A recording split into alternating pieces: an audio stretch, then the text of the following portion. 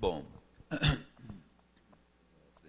bom, irmãos, antes de tratarmos sobre o tema proposto, eu gostaria de fazer uma pergunta a vocês, né, a todos vocês, inclusive a você também que nos assiste através das redes sociais. E responda para você mesmo, tá? Que você faça uma reflexão dessas perguntas que eu vou fazer. Primeira pergunta: por que existem tantos conflitos entre os próprios irmãos dentro das igrejas? Veja bem, dentro das igrejas. Eu não disse da igreja do Jardim Menina, mas eu disse dentro das igrejas, num contexto geral, né? Não querendo generalizar, obviamente, evidentemente. Mas por que existem tantos conflitos dentro das igrejas? Segunda pergunta: porque muitos de nós, professos cristãos, abandonamos a nossa fé. Irmãos com 10, 20, 30 anos de igreja, em um determinado momento, resolve abandonar a sua fé. O que acontece? Terceira pergunta: porque muitas igrejas que são tão categóricas, né, incisivas em imputar na mente das pessoas aquela teologia da prosperidade, estão tão lotadas? Porque essas igrejas que prometem, né, que você vai ter um carro maravilhoso, uma casa maravilhosa, viagens maravilhosas e espetaculares, muito dinheiro, por que essas igrejas estão tão lotadas? Responda para você mesmo. Mas, obviamente, evidentemente, a palavra de Deus nos dá a resposta. Ela tem a resposta. A Bíblia Sagrada nos dá essa resposta. E para muitas outras indagações, obviamente. Então, irmãos, por gentileza, abram suas Bíblias no livro de Tiago, capítulo 3. Tiago, capítulo 3, a partir do versículo 1 em diante. Para quem não tem Bíblia, será projetado aqui, tá bom? Os versos no telão. Tiago, capítulo 3, a partir do versículo 1 em diante.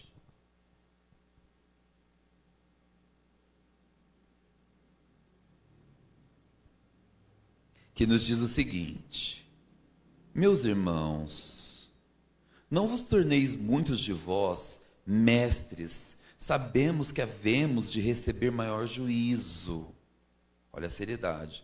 Porque todos nós tropeçamos em algumas coisas, em muitas coisas. Se alguém não tropeça no falar, é perfeito varão, capaz de refrear também todo o corpo. Ora, se pomos freio na boca dos cavalos para nos obedecerem, também lhe dirigimos todo o corpo. Observai igualmente os navios, que sendo tão grandes e batidos de rijos ventos, por um pequeníssimo leme, são dirigidos para onde queira o impulso do timoneiro. Assim também é a língua, órgão pequeno, se gaba de grandes coisas. A língua se gaba de grandes coisas. Vede, como uma fagulha põe em brasas tão grande selva. Ora, a língua é fogo, é mundo de iniquidade. A língua está situada entre os membros do nosso corpo e contamina o corpo inteiro, e não só põe em chamas toda a carreira da existência humana, como também é posta ela mesma em chamas pelo inferno. Ou seja, a nossa língua é capaz de... A gente precisa ter cuidado com aquilo que nós verbalizamos, porque a nossa língua é capaz de contaminar todo o nosso corpo. Todo o nosso corpo. Né? Destruir a nossa vida. Como ele diz aqui, a língua é fogo e contamina todo o corpo. Versículo 7. Pois toda espécie de feras, de aves, de répteis e de seres marinhos se doma e tem sido domada pelo gênero humano. A língua, porém, nenhum dos homens é capaz de domar.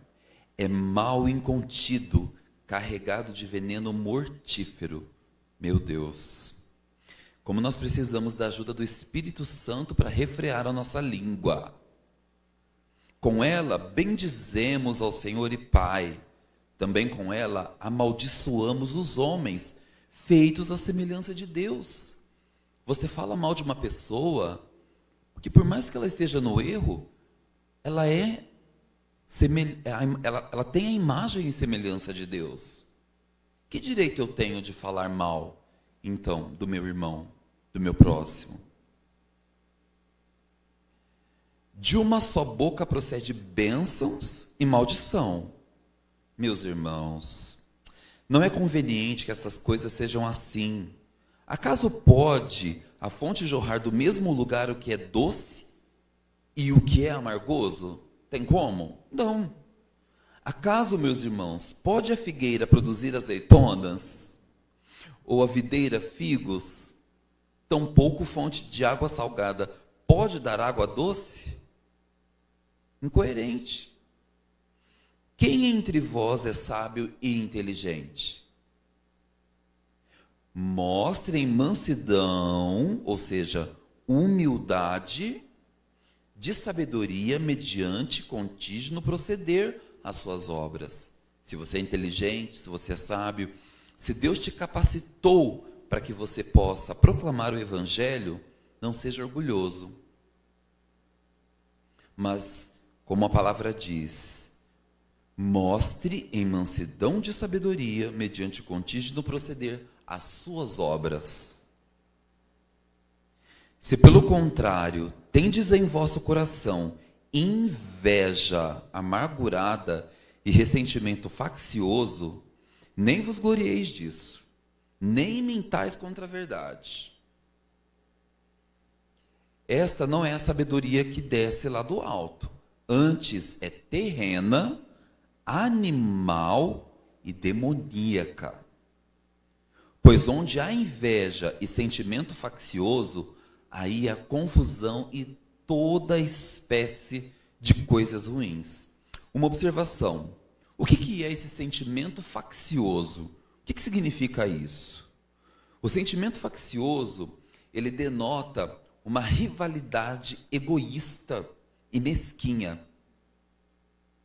É uma pessoa que sempre está em conflito com outras pessoas, com os irmãos da igreja, sempre está em conflito com as pessoas. Né? Sempre em rivalidade, sempre querendo ser o destaque. Isso é um sentimento faccioso. Talvez por inveja, né? Como diz aqui a palavra, a pessoa tem determinados comportamentos, mas esse é o sentimento faccioso. A sabedoria, porém, lá do alto é, primeiramente, pura, depois pacífica, indulgente, tratável, plena de misericórdia e de bons frutos, imparcial, sem fingimento. Ora, é em paz que se semeia o fruto da justiça, para os que promovem a paz. Ou seja, existe uma bênção especial para todos aqueles que estão condicionados a promover a paz dentro das igrejas. Existe uma bênção especial.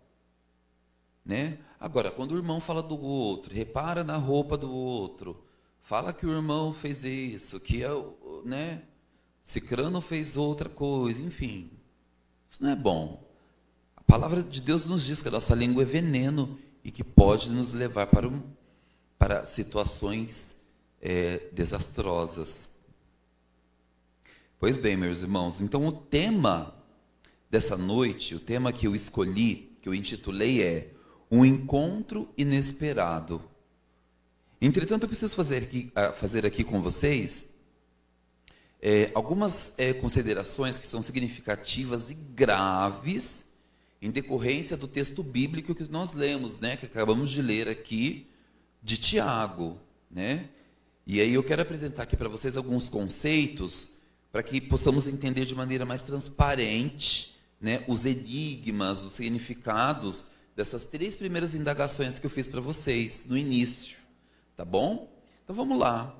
O que todo esse contexto de Tiago sintetiza? Qual é a síntese desse conteúdo? Ou seja, o resumo desse conteúdo. Vamos lá. Fofoca, inveja, orgulho, vaidade, arrogância, egoísmo, prepotência, presunção e toda sorte de males que são procedentes do coração humano. Jeremias 17:9 nos diz: enganoso é o coração e corrupto, desesperadamente corrupto. Mais do que todas as coisas, quem o conhecerá? Mateus 15:19 diz que não é o alimento que nós colocamos na nossa boca que nos contamina, mas sim o que sai do nosso coração que contamina o homem. Viram o exemplo da língua? É o que sai do coração. A nossa boca expressa, fala aquilo do que o nosso coração está cheio. Então observemos aquilo que nós estamos falando, né? Falando mal das pessoas, enfim. Nós não temos esse direito. Então são esses elementos, né? São esses componentes que são nefastos, corruptos, né? E diabólicos que destroem uma igreja. E em síntese, né? Em suma, resumindo aqui, isso gera uma série de heresias e, simultaneamente, apostasia, além de descontentamento, insatisfação com a igreja e suas tradições, falta de fé, insatisfação com os irmãos, olha só, críticas, falta de confiança em Deus e uma série de outros motivos que a pessoa dá credibilidade, como, por exemplo, vãs filosofias, preceitos, conceitos, né, que ela passa a procurar aí outros pastores, outras denominações e procura fontes que confirmem aquilo que ela quer que seja conveniente para ela. E aí, tudo isso culmina, eu reitero que tudo isso culmina em o quê? Heresias e depois apostasia. Tudo em decorrência de pensamentos distorcidos e disfuncionais. Por isso que nós precisamos estudar a Bíblia e não ler a Bíblia apenas. E não só isso, nós precisamos fazer, como eu sempre digo, uma autoavaliação de quem nós somos. Quem eu sou? Como Deus me vê? Como as pessoas me veem? O que as pessoas pensam de mim? Eu, como cristão, como as pessoas me veem? Elas percebem essa diferença? Vejam esse slide, que eles vão projetar agora aqui para mim, que nos diz o que é apostasia. Por gentileza, meninos, o primeiro slide.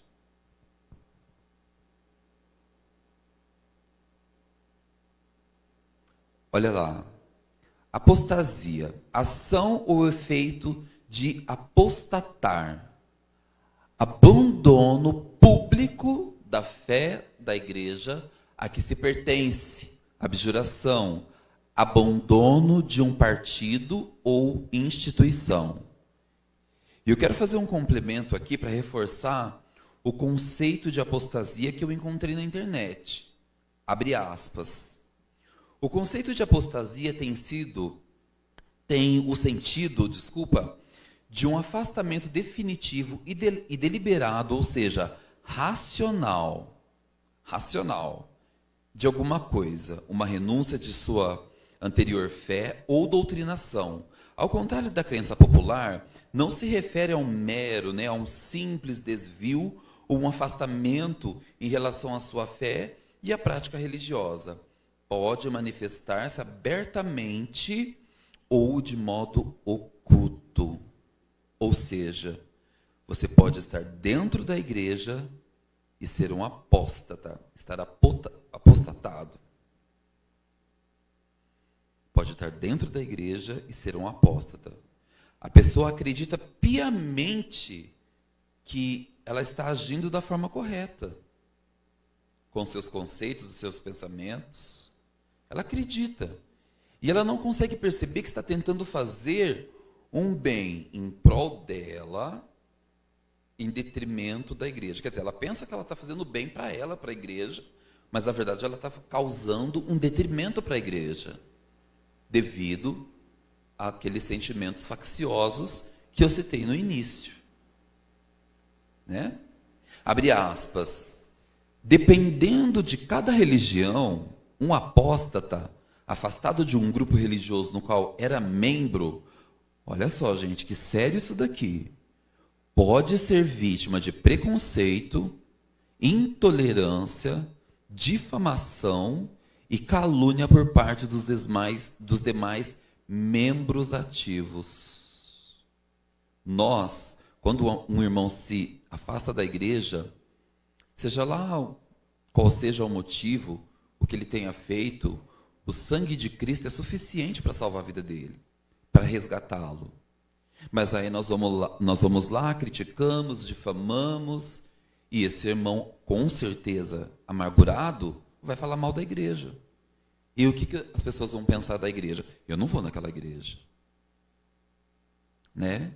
Isso é muito sério. Então é por essa razão que muitos de nossos queridos irmãos não retornam para as igrejas. Por medo das críticas, dos olhares e do julgamento, ou seja, a nossa língua novamente. Esse órgãozinho aqui que é perigoso, língua. Então vamos para o ponto principal do sermão dessa noite. Já começo com a seguinte pergunta. E a gente vai agora entrar em outro contexto, para a gente poder entender tudo isso que eu falei para vocês agora de início. Por que os judeus não se davam com os samaritanos? Eles eram israelitas, né? Mas por que os judeus não se davam com os samaritanos? Para entender melhor os motivos pelos quais os judeus não se davam com os samaritanos, é preciso considerar, primeiramente, o contexto histórico da monarquia de Israel. A gente precisa entender esse contexto histórico. E na internet eu encontrei um texto sucinto para que fique mais transparente, né, a compreensão entre essa rivalidade, né, entre os judeus e os samaritanos. É um resumo, mas que vai fazer todo sentido para nós aqui, porque depois nós entraremos no contexto do que Jesus é capaz de fazer para uma pessoa que se sente perdida, sem direcionamento, que por muitas vezes já perdeu as esperanças, está em depressão, né, não quer mais vir ao templo, à igreja. Então vejam só. Após a morte do rei Salomão, filho de Davi, né, o rei de Israel, formado por suas 12 tribos, foi dividido em duas partes, certo? Nós sabemos disso. Cada qual com seu próprio rei. A parte norte fixou a sua capital em Samaria. Então, Samaria era a capital do Reino do Norte. Enquanto que a parte sul continuou tendo Jerusalém como sua capital política e religiosa, conforme estabelecido pelo rei Davi. Então, foram divididos esses dois reinos. O reino do sul, o reino do norte, com seus respectivos reis. Certo? E aí nós já sabemos aquele contexto todo, dos motivos pelos quais houve essa divisão, né? Os dois reinos, em diversas ocasiões, os dois, pecaram contra Deus, mas a situação do reino do norte acabou sendo pior. O reino do norte teve uma série de reis ímpios que fizeram aquilo que era mal perante o Senhor. Esses reis conduziram o povo a uma vida de pecados. Daí eu fico imaginando o seguinte: quais os critérios, então, que esses israelitas usavam para entronizar esses reis? Né? Que os induziam ao pecado. É muito estranho isso, não é?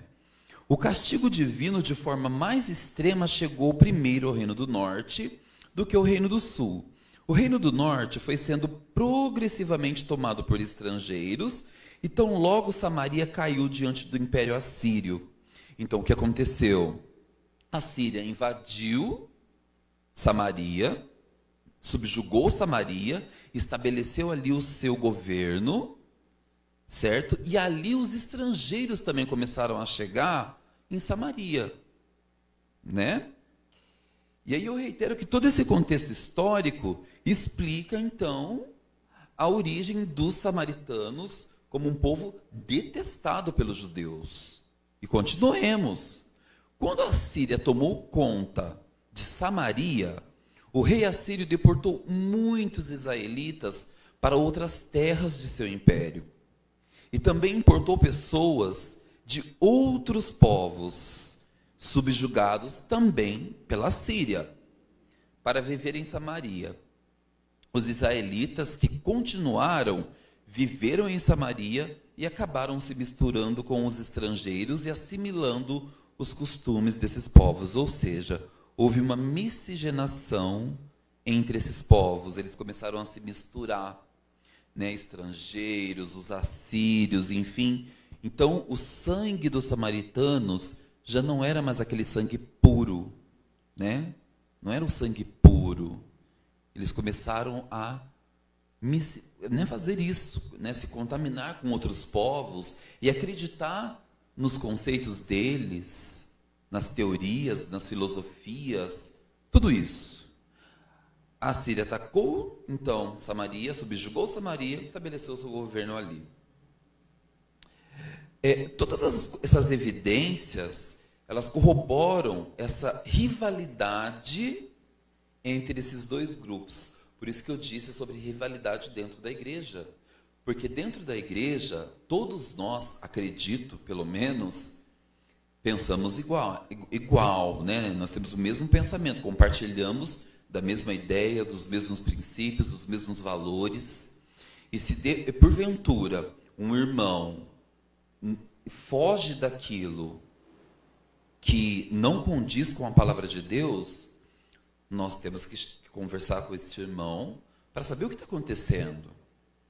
Porque não pode haver essa divisão dentro da igreja, né? Porque isso vai gerar apostasia, vai gerar sentimento faccioso, vai gerar intrigas, e isso não vem do céu. Isso é diabólico. Vejam esse próximo slide, por gentileza.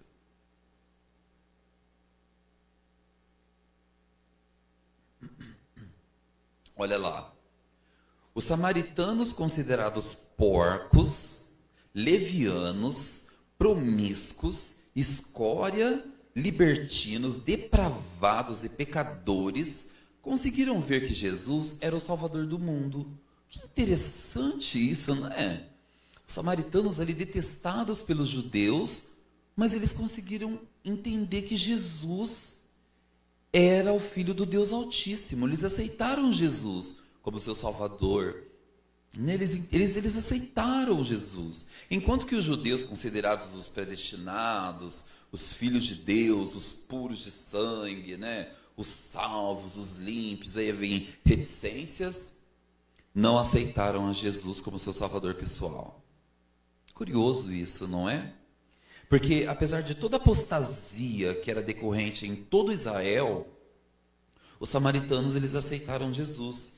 E eles conseguiram entender, como eu disse, reitero mais uma vez, que Jesus era o Filho do Deus Altíssimo. Então, a partir de agora, a história fica um pouco mais emocionante e fascinante. Vamos lá. Por gentileza, irmãos. Abram suas Bíblias no livro de João, capítulo 4. João, capítulo 4, a partir do versículo 1 até o versículo 30. João, capítulo 4,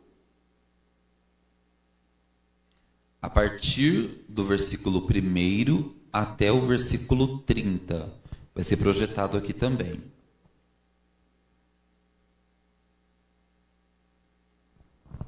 Vamos lá. Quando, pois, o Senhor veio a saber que os fariseus tinham ouvido dizer que ele, Jesus, fazia e batizava mais discípulos que João Batista, se bem que Jesus mesmo não batizava, e sim os seus discípulos, deixou a Judéia, retirando-se outra vez para a Galiléia. E era-lhe necessário atravessar a província de Samaria. Por quê? Era-lhe necessário. Chegou, pois, a uma cidade samaritana chamada Sicar, perto das terras de Jacó, que dera a seu filho José. Estava ali a fonte de Jacó. Cansado da viagem, assentara-se Jesus junto à fonte por volta da hora sexta, ou seja, por volta de meio-dia. Nisto veio uma mulher samaritana tirar água do poço, né? E disse-lhe Jesus: dá-me de beber. Gente, eu nem imagino o que se passou na cabeça dessa mulher. Ela deve ter pensado, mas que petulância é essa? Que ousadia é essa? Né? E Jesus falou, dá-me de beber. Pois seus discípulos tinham ido à cidade para comprar alimentos. Então disse a mulher samaritana, olha só, em tom de sarcasmo, né? Como, sendo tu judeu, pedes de beber a mim que sou mulher samaritana? Porque os judeus não se davam com os samaritanos. E Jesus, que é um psicólogo, Jesus, ele é mestre na arte da comunicação, ele entende perfeitamente o nosso comportamento. Jesus é perfeito na arte da comunicação. Disse o seguinte, replicou-lhe Jesus, se conheceras o dom de Deus, e quem é o que te pede, dá-me de beber, tu lhe pedirias, e ele te daria água viva.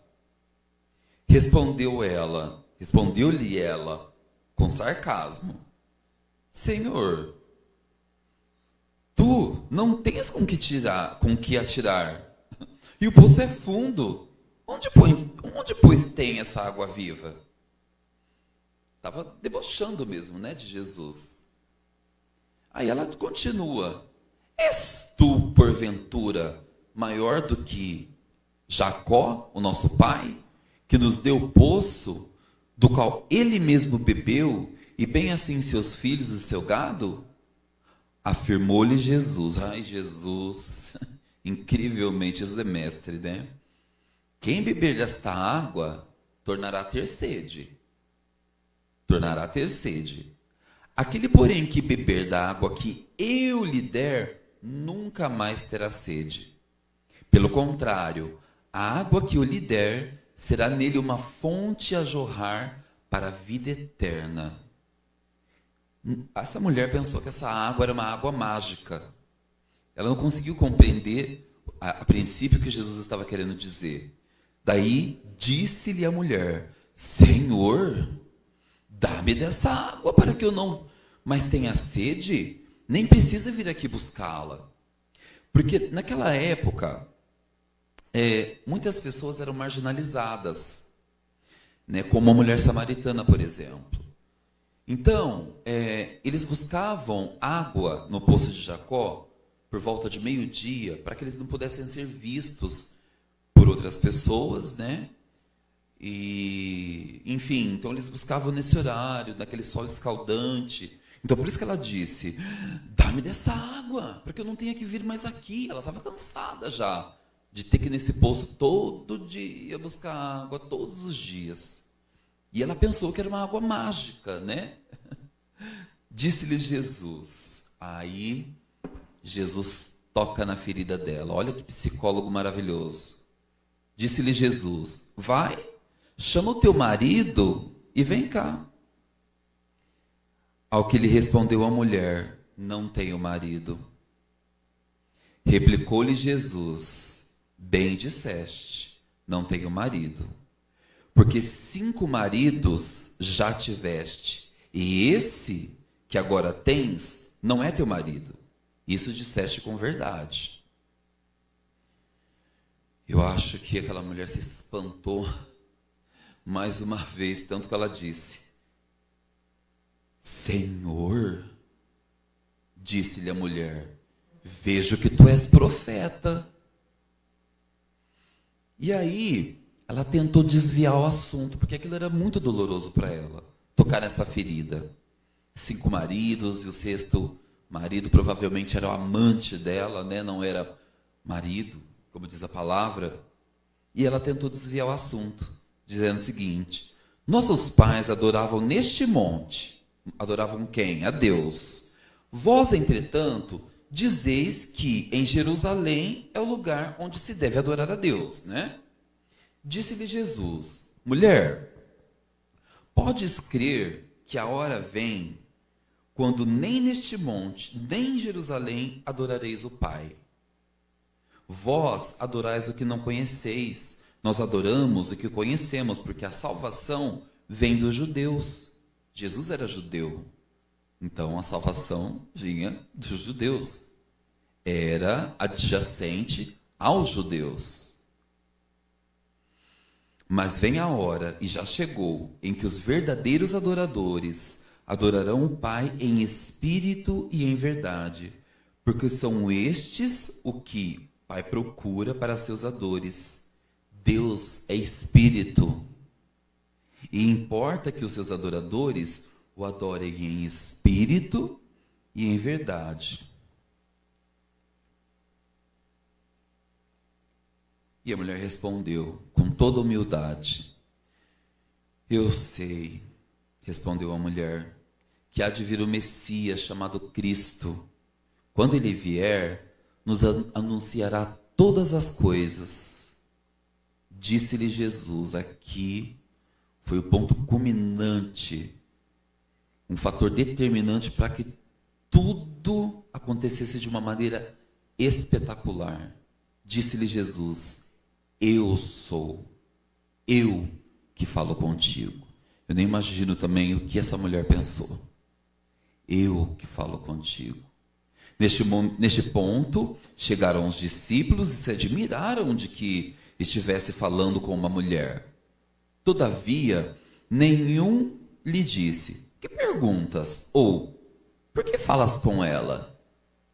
Quanto a mulher deixou seu cântaro, foi à cidade e disse àqueles homens: vinde comigo e vede um homem que me disse tudo quanto tenho feito. Será este, porventura, o Cristo? Será que é esse o Cristo? Vinde comigo, vamos confirmar isso. Ela deixou o cântaro para trás, ela não pensou duas vezes, ela deixou tudo para trás e correu para a cidade para anunciar aquilo que Jesus disse: eu sou o Messias. Saíram, pois, da cidade e vieram ter com ele. Vejam o próximo slide, por gentileza.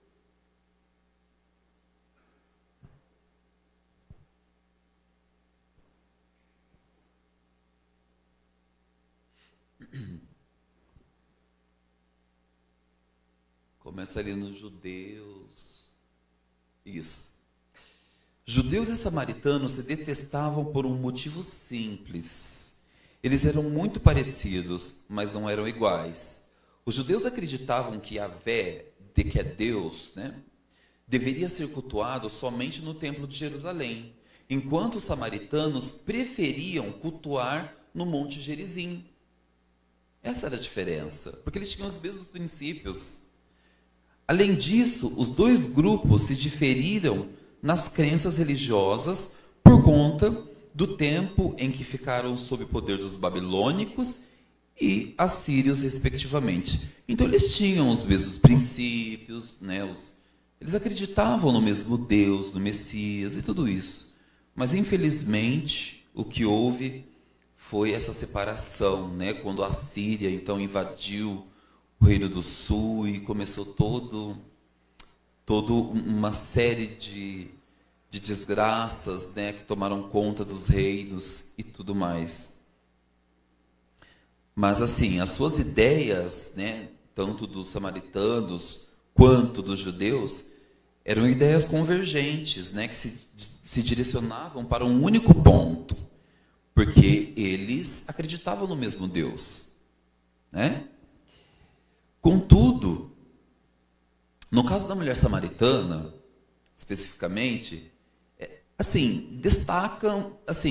destacam-se ali alguns componentes, né, alguns fatores, algumas evidências que faziam com que ela se tornasse uma pessoa muito especial para Jesus. Jesus viu algo especial nessa mulher. Ele desejou salvar a vida dela. Ele quis salvar a vida dela. Ele foi no poço apenas para salvar a vida dela. Eu vou mostrar para vocês. E também eu acredito, né, que a partir desse contexto, por reiteradas vezes, por muitas vezes, essa mulher se sentia menosprezada, humilhada, rejeitada, indigna, sem valor algum ou qualquer tipo de atributo fraterno e nobre. Sabe, com certeza ela ouvia muitos comentários depreciativos, né, por ser amante de um homem, a cidade toda sabia de um sexto homem, né? Então ela se tornou uma mulher marginalizada. Então o comportamento dela se tornou disfuncional, né? E essa afirmativa é legítima. Então vejam o que a irmã White nos diz no próximo slide. As letras ficaram um pouco pequenas, mas eu lendo aqui vocês vão entender. Acho que dá para ler ali, né? Então vamos lá. No Desejado de Todas as Nações, capítulo 19, o título Junto ao Poço de Jacó. Olha só. Ao falar Jesus da água viva, a mulher o olhou com atenta curiosidade. Ele lhe despertara o interesse e incitara o desejo de receber o dom de que falava. Percebia não ser a água do poço de Jacó que se referia, claro, pois dessa usava ela continuamente, bebendo e tendo sede, e tendo novamente sede. Senhor, disse ela, dá-me dessa água, para que eu não mais tenha sede, e não venha aqui tirá-la. Jesus mudou, então, abruptamente a conversa. E disse, né? Abruptamente a conversa, antes que essa alma, que ele pretendia salvar, né, pudesse receber o dom que ele ansiava conceder-lhe. E o que seria preciso? Seria preciso que fosse levada a reconhecer o seu pecado, ela precisava reconhecer o seu pecado e o seu Salvador, que estava ali diante dela. Disse-lhe, vai, chama teu marido e vem cá. Ela respondeu, não tenho marido. Assim esperava evitar qualquer interrogação nesse sentido. Viu, ela tentava se esquivar. Mas o Salvador continuou, Jesus continuou, ele não desiste de nós. Disseste bem, não tenho marido, porque tiveste 5 maridos e o que agora tens não é teu marido. Isso disseste com verdade. A ouvinte tremeu. Misteriosa mão estava voltando as páginas de sua vida, apresentando aquilo que esperava manter sempre em oculto, para que ninguém soubesse. Quem era esse que podia dar-lhe os segredos da vida? Acudiram-lhe pensamentos da eternidade, do juízo vindouro, quando tudo que é agora oculto será revelado. A esse clarão despertou a consciência. Ali ela foi salva. Ela se converteu. Olha o poder que Jesus tem de transformar os nossos corações em frações de segundo. Evidentemente, Cristo sabia qual era o principal pecado dessa mulher. Qual? O adultério e a fornicação. Adultério e fornicação. Esse era o pecado dela. Mas, afinal de contas, o que leva uma pessoa ao adultério? Por que essa mulher teve tantos maridos? A resposta, assim, meramente não é tão simples. Mas as evidências bíblicas nos dizem, né, nos apontam, pelo menos, alguns elementos, né, que fizeram com que essa mulher tivesse vários maridos. Ela tinha princípios, porque ela acreditava em Cristo, ela acreditava na vida do Messias, entretanto, ela era ferida devido às demandas da vida. Provavelmente ela se envolveu com homens que não a valorizaram e a fizeram muito mal. E isso é grave, porque isso gera consequências significativas, né, na vida de uma pessoa. principalmente na vida de uma mulher que sonha com casamento, matrimônio, família. Né? E quais as consequências dos traumas emocionais? Quais são as consequências? Sentimentos de intensa tristeza, depressão, falta de entusiasmo pela vida, incapacidade de sentir feliz e contente, incapacidade de desfrutar os pequenos prazeres da vida, sentir que você não pertence a lugar nenhum, ou inabilidade de se conectar com a vida, viver apenas pelo piloto automático, sabe? Para cumprir os seus deveres, ou com as expectativas dos outros. Desesperança, sentir-se fraco, impotente, incompetente, incapaz de ser amado, culpa, vergonha, ansiedade, sentir ódio de si mesmo, acreditar que tudo é sua culpa. Sentir-se como uma pessoa ruim ou fragmentada, claro, essa mulher não conseguiu se fragmentar porque ela procurou se preencher procurando esses homens, mas ela era fragmentada, a identidade dela não era consolidada, não era consistente. Vulnerabilidade, ataques de pânico, problemas de intimidade, ter dificuldade de amar e aceitar a si mesmo. Esconder ou sentir-se envergonhado de suas fraquezas, vulnerabilidades, reprimir emoções negativas, recusar-se a compartilhar o verdadeiro eu com outra pessoa. Por medo, né? Medo, sentir-se fora do controle, raiva, dificuldade de confiar nos outros, sentir-se desconectado ou distanciado das outras pessoas. Olha só, gente, que coisa, né? Intrigante. Em contrapartida, quais são os benefícios de dizer a verdade? Eu encontrei esses benefícios em um site, e a psicóloga se chama Mariana, se eu não me engano, e eu achei fantástico. Ela diz o seguinte: dizer a verdade, primeiramente, é libertador. Pode falar a verdade sem ter medo de desmentir algo já dito.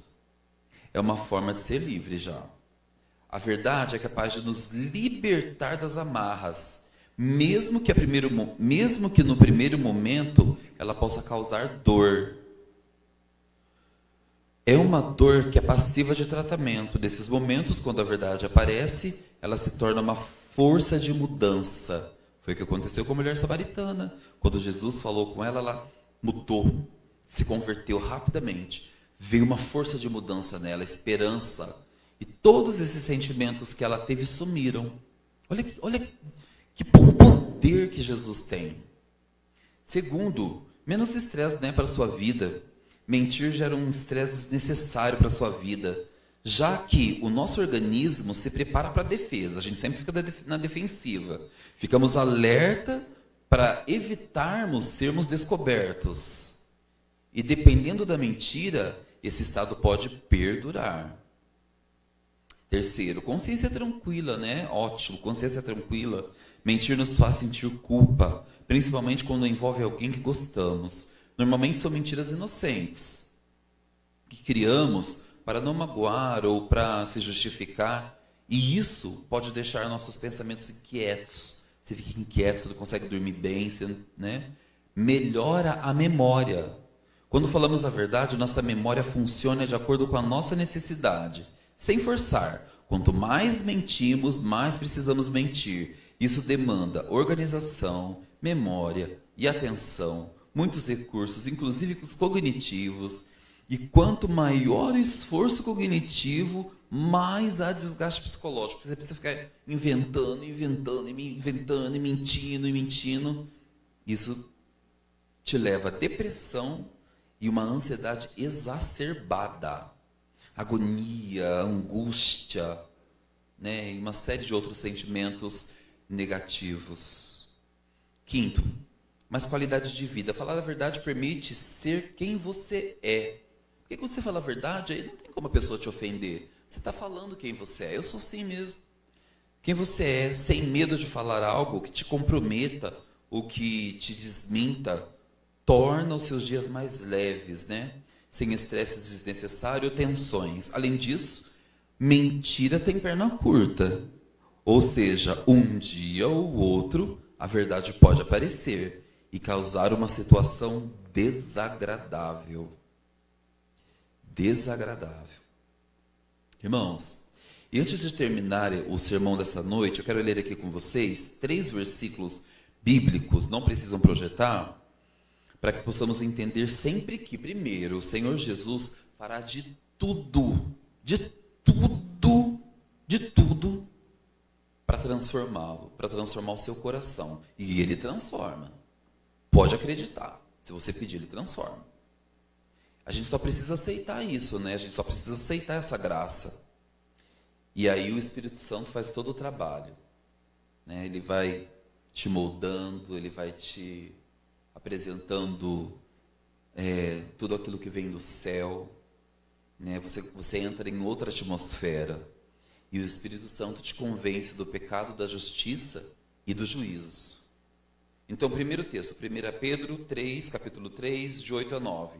Quanto ao mais, tenham todos o mesmo modo de pensar. Sejam compassivos, amem-se fraternalmente, sejam misericordiosos e humildes. Não retribuam o mal com o mal, nem insulto com insulto. Ao contrário, bendigam, pois para isso vocês foram chamados, para receberem bênção por herança. 1 Coríntios 12, de 25 a 26, a fim de que não haja divisão no corpo, ou seja, na igreja, mas sim que todos os membros tenham igual cuidado uns pelos outros. Quando um membro sofre, todos os outros sofrem com ele. Quando um membro é honrado, todos os outros se alegram com ele. Isso é igreja. Isso é igreja. João capítulo 4, 42. E diziam à mulher samaritana: já não é pelo teu dito que nós cremos, porque nós mesmos o temos ouvido, a Jesus Cristo, e sabemos que este é verdadeiramente o Cristo, o Salvador do mundo. Veja, por gentileza, o último slide. O último.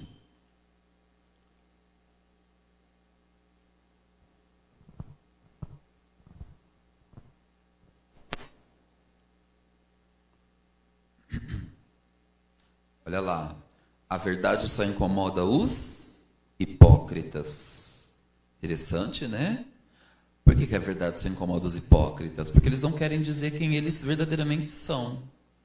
Eles não aceitam admoestações, críticas. Eles não aceitam que você fale a eles a verdade, que você dê conselhos, que você mostre a eles os erros que eles estão cometendo. Eles não pensam, eles não param para pensar que nós fazemos isso para salvar a vida deles, para salvá-los deles mesmos, dessas amarras. Então, por isso que a verdade só incomoda os hipócritas. Irmãos, aí eu fiz um pequeno texto aqui, de minha autoria, mas quem vê pensa, né, que eu sou um escritor, mas não sou não, eu só quis aqui escrever um pequeno texto sobre o nosso Deus. Quem é o nosso Deus? Né, esse Deus poderoso, esse Deus que nos salva, que vai atrás de nós, que nos procura e que faz de tudo, faz o que for possível, move céus e terra para salvar a nossa vida. Olha só, o nosso Deus é um Deus que quebra protocolo se preciso for para salvar a sua vida. É um Deus que deixa a ciência perplexa, porque a cada dia descobrem algo que a palavra de Deus há séculos já deixou instruções, como por exemplo os princípios de saúde. É um Deus que enviou apenas um anjo, para destruir 185 mil soldados da Síria para proteger seu povo. Um anjo, olha o poder de um anjo, hein? É um Deus que faz o sol parar, que fez o sol parar, para que Josué pudesse vencer uma batalha sangrenta. É um Deus que abre o mar para você passar se preciso for. É um Deus que deixa intrigado até mesmo os ateus. Quem explica Deus? Deus não tem explicação. Deus é amor. Deus é Deus. E para finalizarmos então o sermão dessa noite, cantaremos todos de pé o hino 477, Canção da Vida. Ao som todos de pé.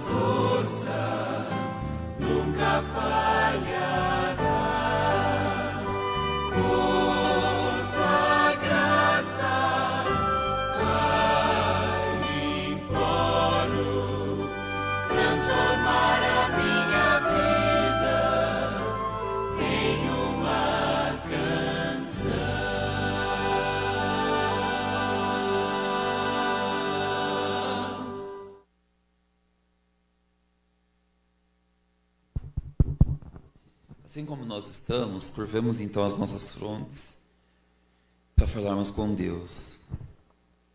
Soberano, eterno Deus, Criador dos céus e da terra, Deus onipotente, onipresente, Deus que sabe de todas as coisas.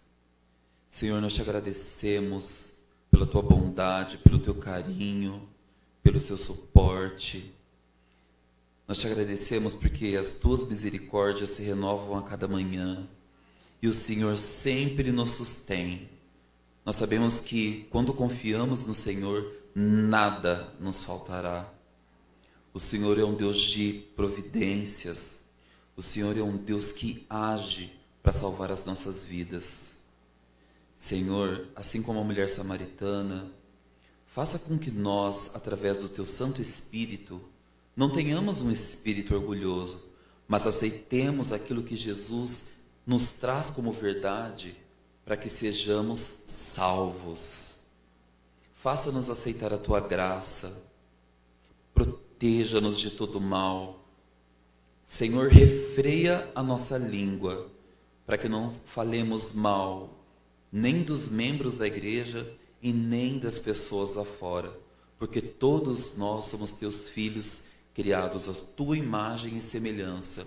Isso significa que todos nós somos dignos do teu amor.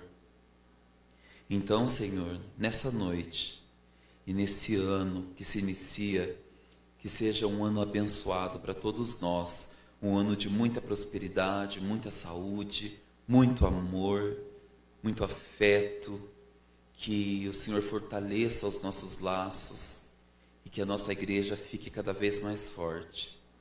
E tudo isso nós te pedimos e agradecemos, em nome de Jesus. Amém.